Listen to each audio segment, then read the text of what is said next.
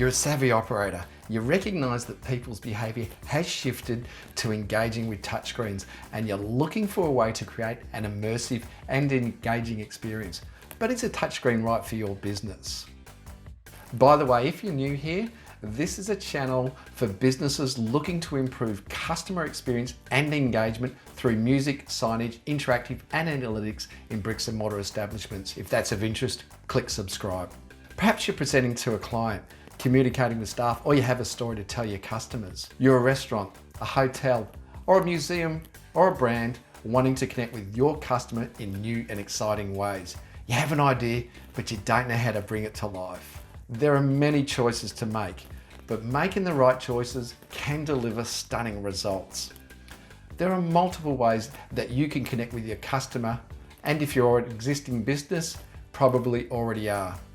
Before considering touchscreens, it pays to understand your environment and how customers currently connect with your business and its products and services. Who is your customer? Why have they come to your business? And what are the existing touch points such as staff, signage, audio, and physical? What are your objectives? Is it to educate, inform, or simply transact?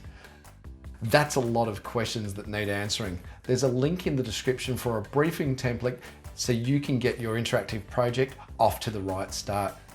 And this video is an introduction. We'll dive in deeper in later videos. The core elements of your interactive experience are software design and content and hardware. Your agency should assist you making the right decisions. There are many options for hardware and software, and they are relative to your business objectives, the environment where the touchscreen is to be deployed, and resource that your business has to design the experience, create content for it, and support and maintain the hardware. But let's kick off with software. There are multiple options to pursue, which include build from scratch, use a website, or a software platform. Websites aren't typically designed to be a touchscreen experience, and build from scratch can be suitable in certain applications, though it is typically costly and requires specialists to develop. Some agencies may have their own experience creation platform, and there are also apps available such as Intuiface that make it all possible. The briefing process will help you talk with companies and lead to a quote, or you may do it internally if you have the resource or the capacity to learn. Okay, we'll get on with designing content. Initially, the user experience and user interface will need to be designed. It requires experienced touchscreen experience developers to get it right. There is also the content that populates the experience, and the frequency that this will be updated may change the experience design.